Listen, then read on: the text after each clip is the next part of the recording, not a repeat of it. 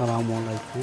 আজ আমি এই ভিডিওটা করলাম আমাদের এলাকায় আমাদের বাড়ির দরজাটা আসলে সৌন্দর্য, এত প্রাকৃতিক সৌন্দর্য এবং সবুজ শ্যামলে ঘেরা, এটা সৌন্দর্য যারা থাকে তারাই বলতে পারে।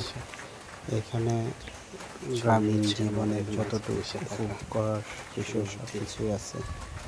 খুব ভালো লাগে যখন গ্রামে আসি, গ্রামে থাকতে হবে সবুজের টানে।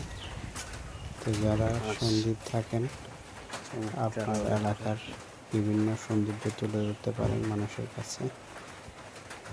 আমার কাছে খুবই ভালো লাগলো সবুজ শ্যামল প্রকৃতি, তাই তুলে ধরলাম।